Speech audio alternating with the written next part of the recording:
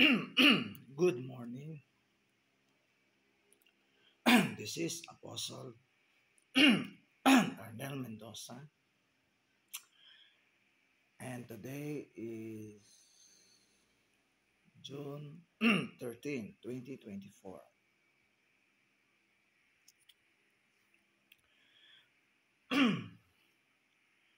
And the Holy Spirit is leading me to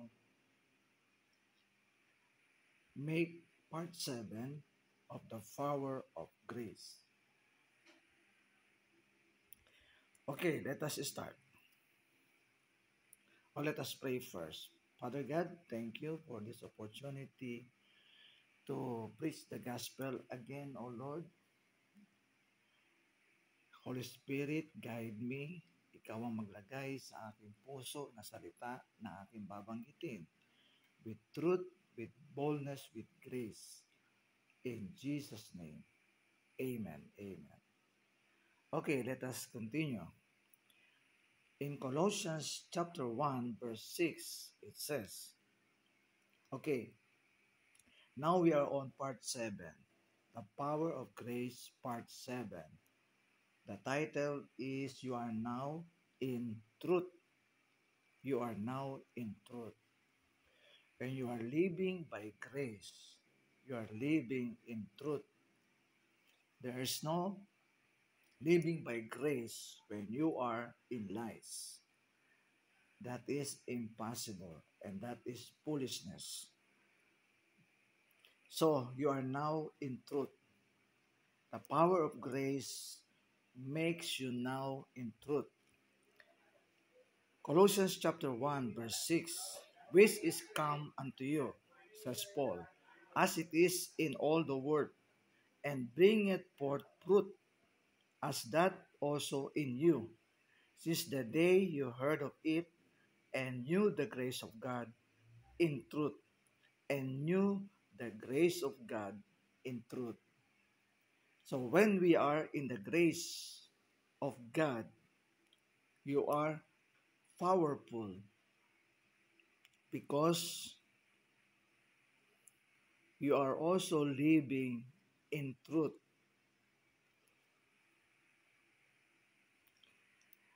Paul says, which is come unto you, as it is in all the world, and bring it forth fruit, as that also in you. Bring it forth fruit. So when you are under the grace, you are bringing forth fruits. So what God sees on you, what people sees on you, are you bringing forth fruit? If it is not, or if it is none, then you are not living by the grace. Because I saw many churches,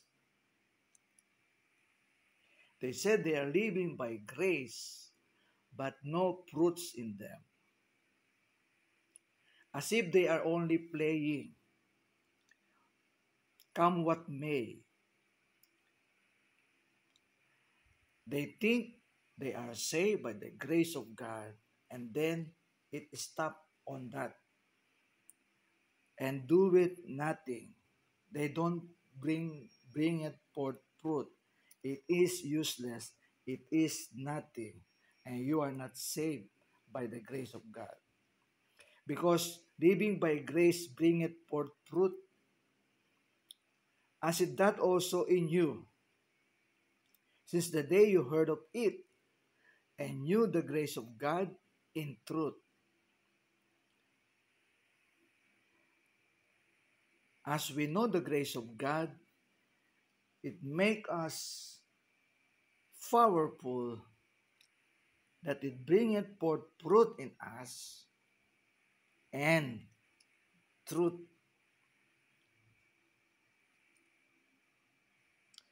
So those churches, those Christians who are boastful and thinking that they are saved by the grace, but there is no fruit in them, it is nothing. And there is no truth in them, it is nothing also. Let us concentrate in truth. Now, you are now in truth because truth is also fruit of the grace of God. One of the fruits of the grace of God is living in the truth.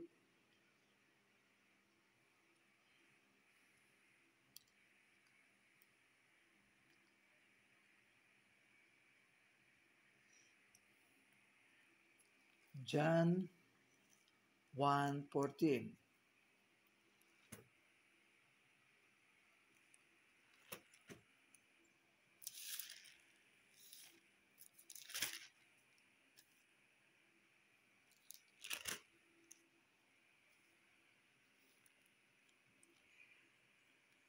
And the Word was made flesh and dwelt among us, and we beheld his glory, the glory of the only begotten of the Father, full of grace and truth.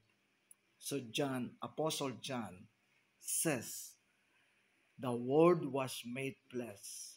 He was speaking here of Jesus and dwelt among us. They touched Jesus, they hear Jesus, they see Jesus, they touch Jesus, they embrace Jesus, and they come to see Jesus face to face. And he said, he is full of grace and truth. So Jesus himself is full of grace and truth. So grace and truth go hand in hand. When you are under the grace, you are living in truth. When you are in truth, you are full of grace.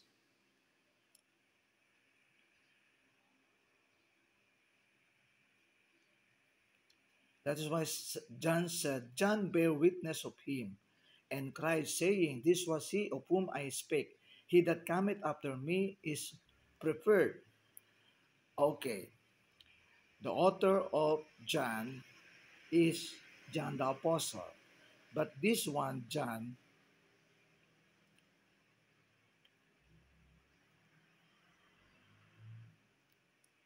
the Apostle, mentioned here John, bear witness of him. He was not speaking of himself.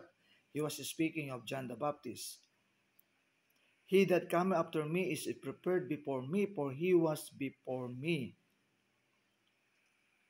So Apostle John, speaking of John the Baptist, said, John bare witness of him, of Jesus, and cried in the wilderness, saying, this was he whom I spake. He that cometh after me is prepared before me, for he was before me. So John said, John the Baptist says, he is before me. So before John was conceived, Jesus was already there. Because Jesus was with the Father in creation, together with the Holy Spirit. So how can he be a man? He is God who became man to save men.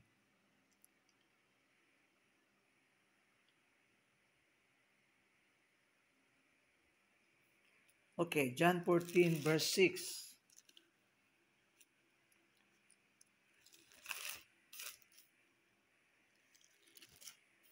That is why those who claim that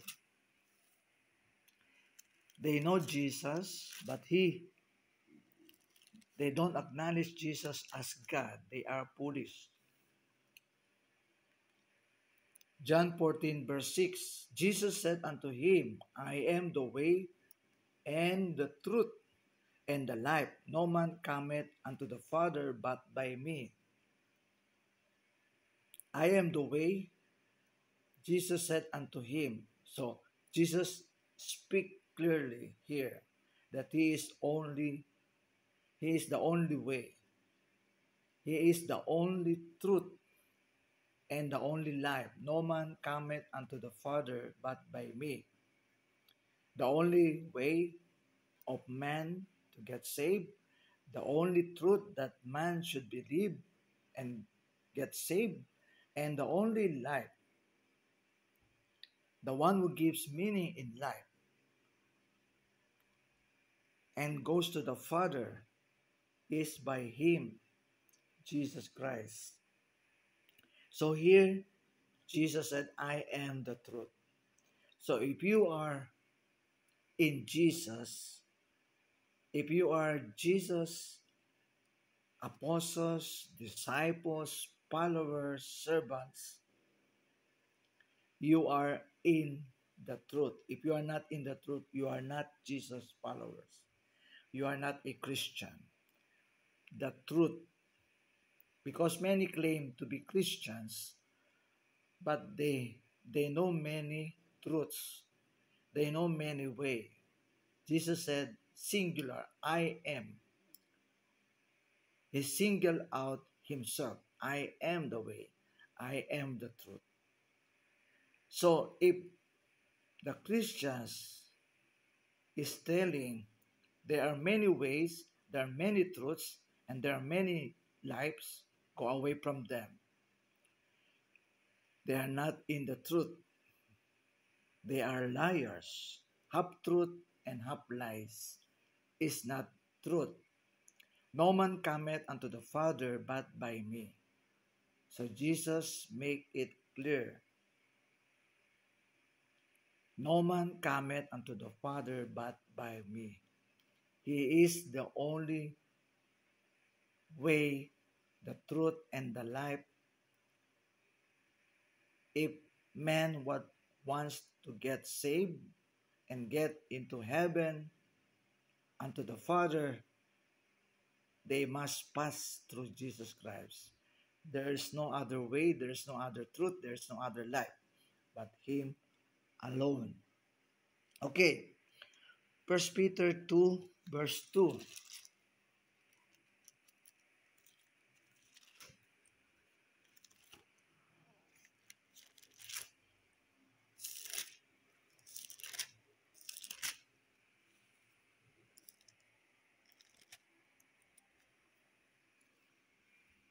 It says,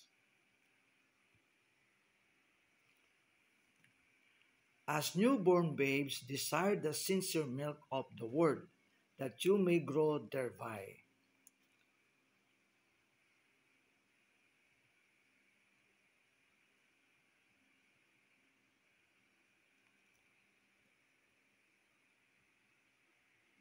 So here Apostle Peter is telling us, as newborn babes, desire the sincere milk of the word. And we know from Apostle John that Jesus is the Word, the living Word of God. So as new believers, if you are a new believers, you must always read the Word of God because this is your milk. As newborn babes, this is the sincere milk of baby Christians, the Word of God. That is why there is no maturity without the sincere milk of the Word. And when you are reading always the Word and living by the Word, you will know the truth, and the truth will set you free. That is why Apostle Peter said, if so be ye have tasted that the Lord is gracious. When you are living by the grace of God, under the power of the grace of God, you are living under the truth. And when you are living under the truth, you are also living and drinking the sincere milk of the Word every day, almost every day, especially when you are a beginners. You must drink the milk of the Word.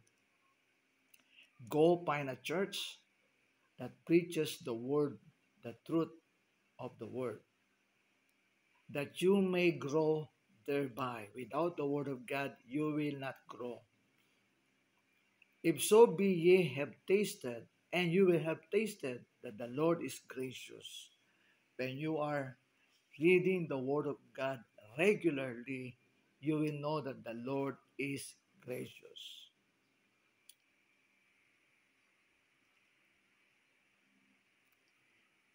John 17:17.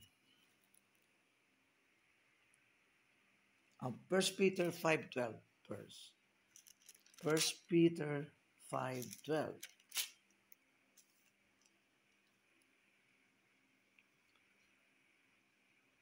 By Silvanus, a faithful brother unto you, as I suppose I have written briefly, exhorting and testifying that this is the true grace of God where you stand.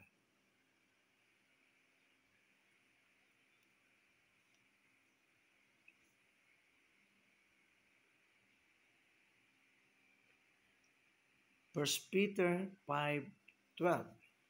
By Silvanus, a faithful brother unto you, as I suppose I have written briefly, exhorting and testifying that this is the true grace of God wherein you stand. So here, Peter, Apostle Peter, is telling the Christians in his time and in our time that Silvanus, a true Christian, a faithful brother, is exhorting and testifying about the true grace of God. Apostle Peter, Silvanus, and all the apostles is testifying about the truth of the grace of God. Which this is the true grace of God whereby you stand. So is it possible that there is false grace of God? Because some misunderstood the grace of God as nothing. That is why somebody quoted, the grace of God is not some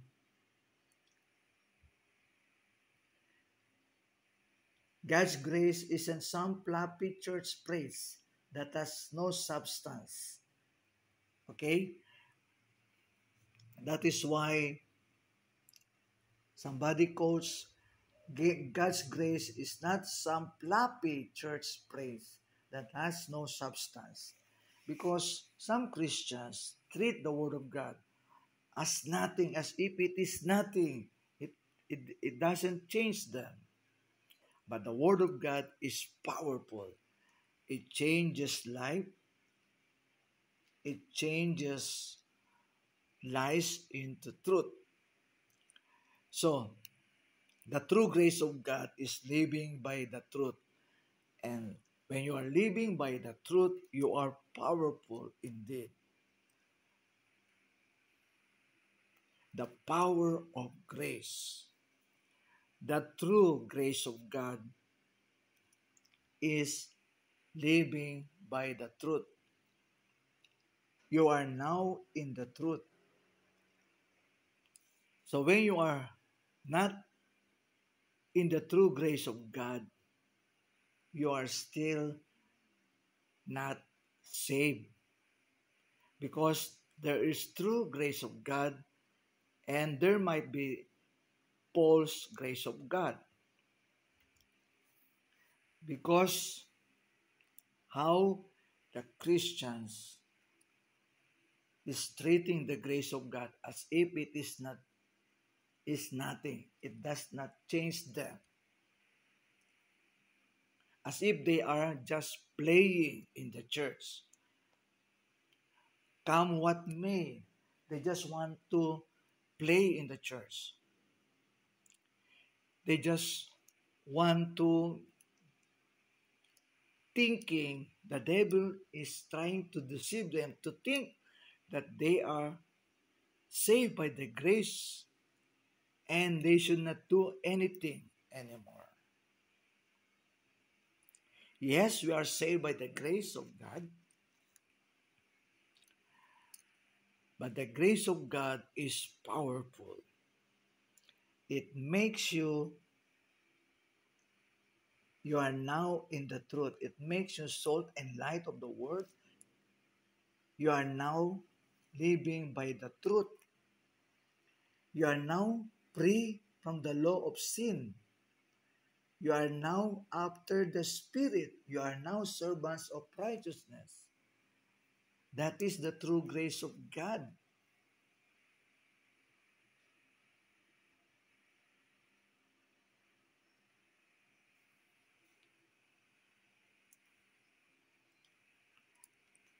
Like Silvanus, like Peter, Paul, John, and all other apostles and followers of Christ. They are living by the true grace of God. So when you are not in the truth, you are not living by the true grace of God. When you are not salt and light of the world, you are not living by the true grace of God. When you are now not free from the law of death, you are not living by the true grace of God. When you are not free from the law of sin, you are not living by the true grace of God. When you are not living after the Spirit, you are not living by the true grace of God. And when you are not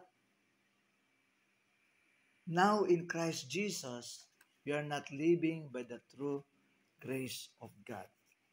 So be careful what grace of God have you known. You should know the true grace of God, wherein you stand. We must stand on the true grace of God. Because many preachers now of the false grace of God, hyper grace,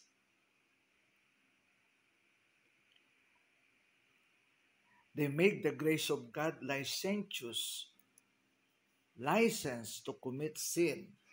That is foolishness to the maximum. The grace of God makes you the servants of righteousness, makes you the salt and the light of the world. Let us continue. John 17:17.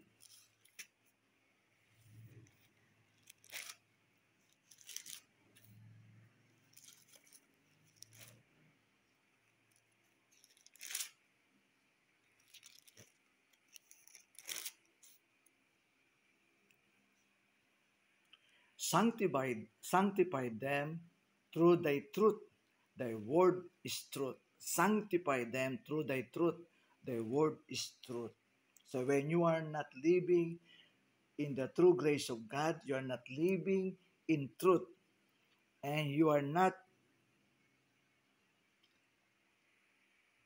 living by the power of grace.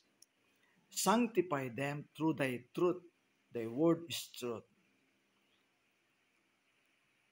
That is why John says, sanctify them through thy word, through thy truth. So when you are living by the truth, you are sanctified. When you are obeying the truth, you are obeying the word of God, you are sanctified because the word of God is truth. When you apply the word of God, this is the problem nowadays. Many Christians hear the word of God every day. They search the word of God every day, but does not apply it. That is the problem. How will you be sanctified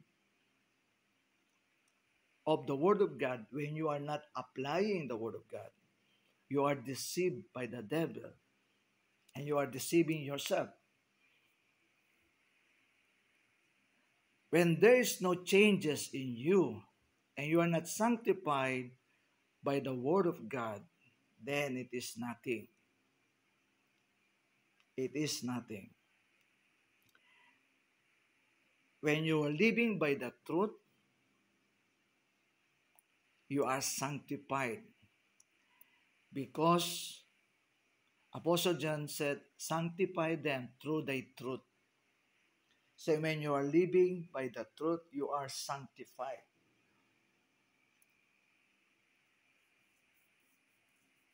Because the Word of God, because you are living the truth, because the Word of God is the truth.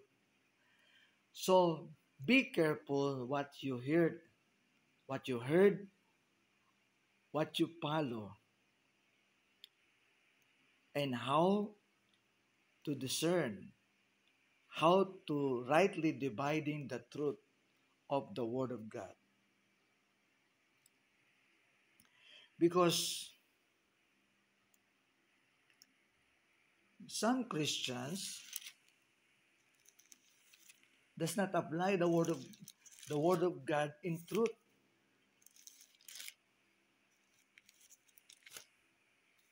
Romans chapter 1 verse 1. Paul, a servant of Jesus Christ, called to be an apostle, separated unto the gospel of God. Paul, a servant of Jesus Christ. So here, Paul, the best apostle of the Lord Jesus Christ, claimed to himself that he is a servant of Jesus Christ. Even though he is an apostle, separated unto the gospel of God, but he clarifies his status. He is a servant of Jesus Christ. Because many Christians nowadays, as if they are gods, they are playing as God. They are so foolish. They are playing as God, and their subordinates is their servants. They are foolish. Once you get nearer to Jesus Christ, you get humbled like Paul, like Peter, like John. They all claim to be a servant of Jesus Christ. But nowadays, many pastors claim their subordinates is their servants. And they are like Jesus Christ to be served. They are foolish.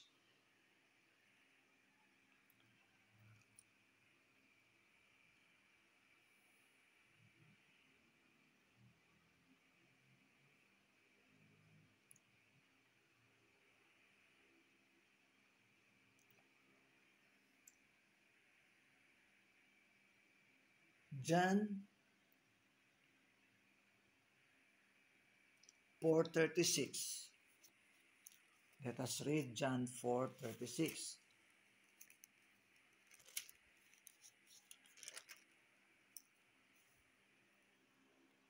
Jesus said unto them, my meat is to do the will of him that sent me, and to finish his work.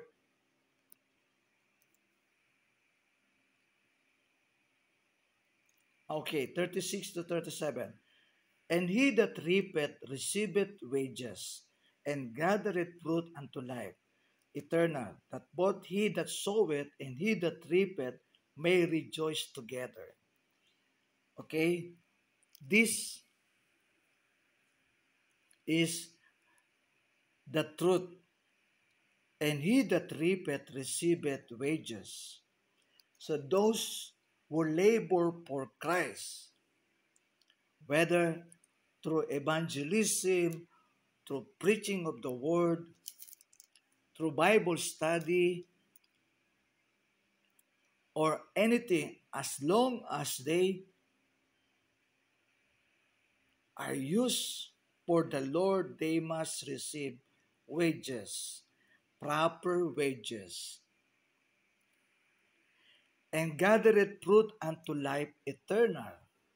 Okay, those who labor for the Lord, they must receive proper wages, especially when they are gathering fruit unto life eternal. So those who labor for the Lord, they should be paid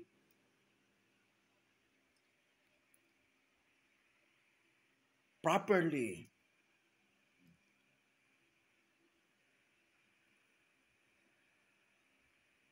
That both he that soweth and he that reapeth may rejoice together.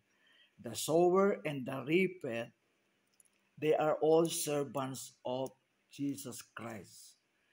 Don't be so foolish for thinking you are like God and others on your subordination is your servant. You are servants of the Lord. Foolish. You are servants of the Lord. You must serve the Lord and those under you. You are just caretaker of God's sheep.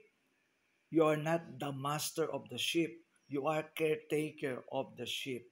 Foolish. You are so foolish for thinking that your sheep, that is your sheep. That is not your sheep. It is the Lord's sheep. You are just caretaker and you are not master of the sheep. You are so foolish. You are just servants of the Lord and you are caretaker of God's sheep.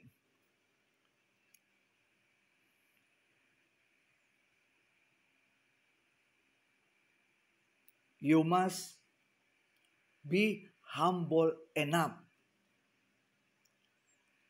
because many Christians nowadays, many churches nowadays, they are playing as gods.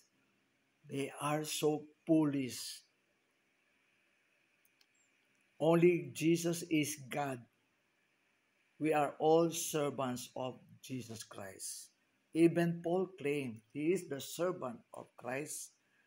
Peter, John, Andrew, James, and all the apostles and all the disciples and all the early churches, they claim they are servants of the Most High.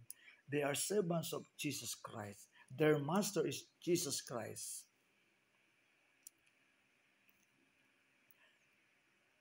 Christians, your master is Jesus Christ. You must respect your pastor, but when your pastor feels that he is your master, rebuke them and pray to the Lord. Lord, send somebody to rebuke my pastor for thinking that he is God and need to be served. Jesus Christ himself washed the apostles' feet, and they were ashamed that Jesus is washing their feet. But Jesus said, let me wash you. Do as I do unto you. So that should be the heart of the pastors. You must wash your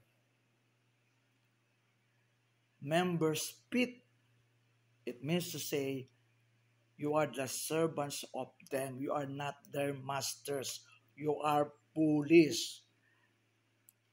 You are not their master. You are their servants. Take care of them. Be humble enough. Because if not, God will punish you. And you will not get into the rapture.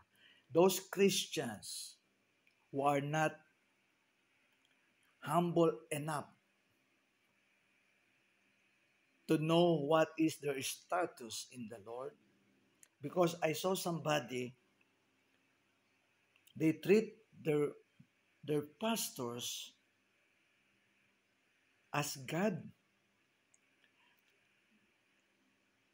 The praise and worship that belongs to Jesus, they remove the name of the Lord and they put their pastor's name on that praise and worship. What a foolishness to the maximum. And Satan is giggling and laughing at them. They became Satan's laughing stock because they don't know what they are doing. Because the spirit of pride and boastfulness. And some pastors, they are so boastful as if they are the one who make their churches flourish. It is the Lord. You are just a sower and a reaper. You foolish pastors. You are just sower and reaper. But the Lord is the multiplier of what you sow. I sent you to reap that whereon you bestowed no labor, other men labored, and you are entered into their labors. Okay? So, it is very, very clear. And he that reapeth receiveth wages, and gathereth fruit unto life eternal. That both he that soweth and he that reapeth may rejoice together. The sower, the reapeth, they should rejoice together because they receive what they need to receive. And sometimes Christians and churches, they are not good, the Word of God said, rightly dividing the Word of God. Okay? But some, they don't know how to rightly divide God's resources. Some churches, they build many big churches. They are so foolish. When Jesus came, he will not get the building. When the rapture came, he will not get the building. He will get the people, the flesh, not the stone, and will bring it to heaven. You are so foolish. Make a church, okay, a decent church. That is okay. But not those churches who are so grandiose, who are so expensive, that all the resources of the church just put it there. No, that is foolishness. Because when the rapture came, Jesus will get the people, not the building. Just a decent church is enough.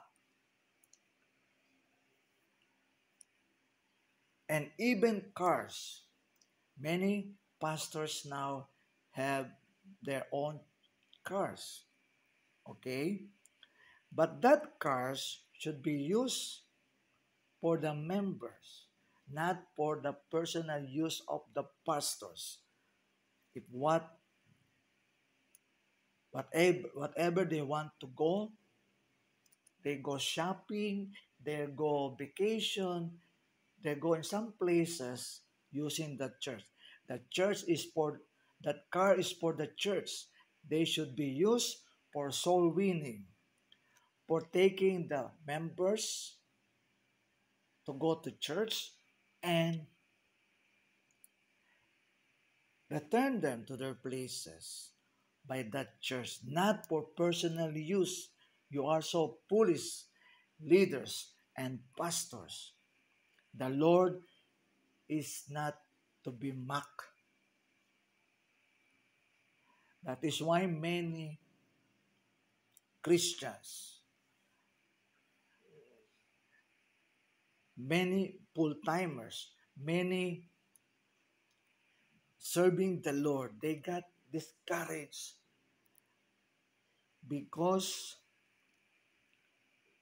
as if they were to endure all the hardship in life. If only the pastors, the leaders know how to rightly dividing the church resources, everything will be blessed. The sower, the reaper, they will all be blessed by the Lord. Please listen to this truth and apply this truth to your churches. John 10:17.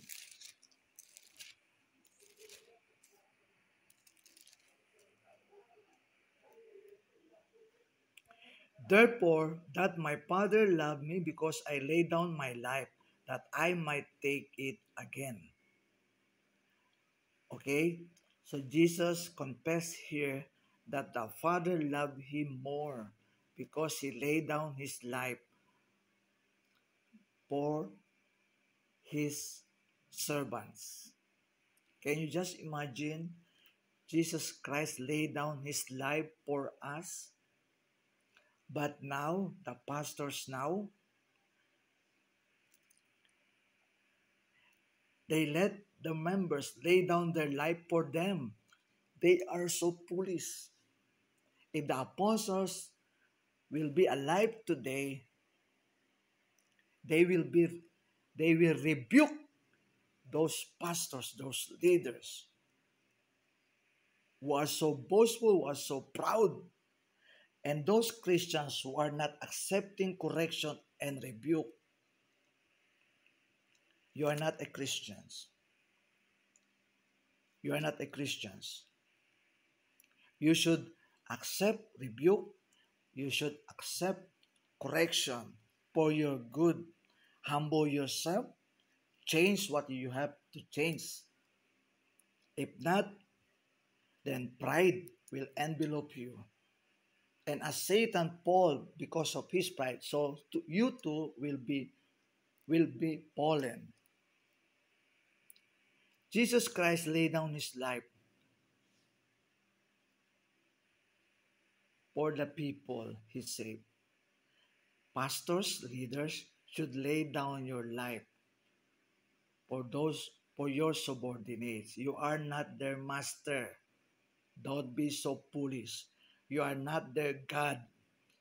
That what you want to do, what you want to command to them, they must obey blindly. Remember, you are just a sower and a reaper like them. The church was instituted by Jesus Christ and by the Holy Spirit. But he put a leader, like in the apostles, he put Peter first because Paul was not yet there. He put Peter as the head.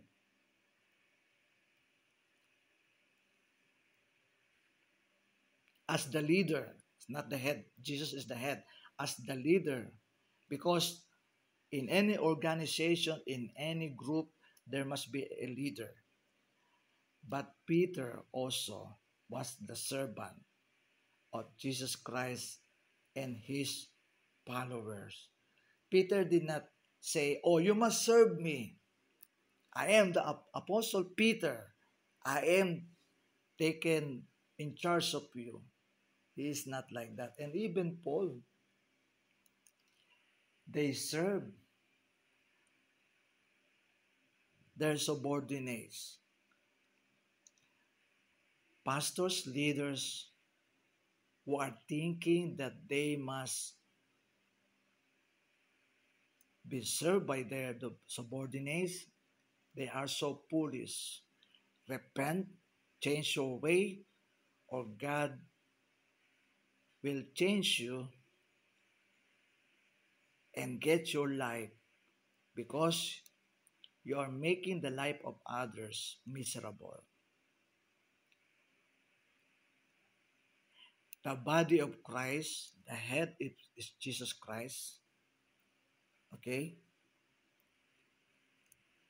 And he put apostles, prophets, evangelists, pastors, teachers.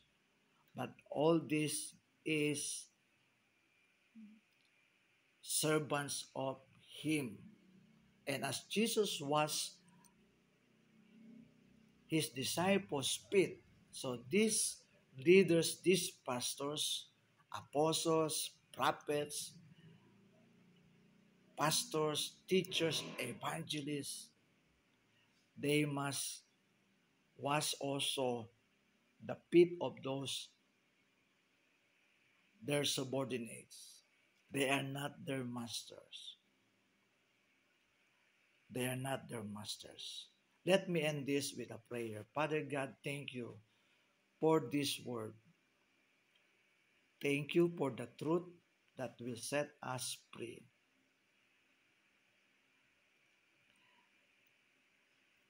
Jesus, you are our good shepherd, and you know your sheep.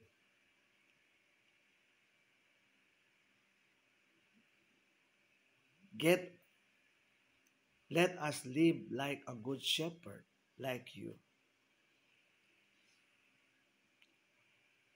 We must serve our subordinates. The more we get nearer to you, the more we get humbled. Rebuke those proud pastors and leaders. Rebuke those who are under the spirit of pride and boastfulness in the church. I bind all those spirits in all churches, in all local churches, in all the whole world. I bind the spirit of Antichrist. I bind the spirit of pride, boastfulness,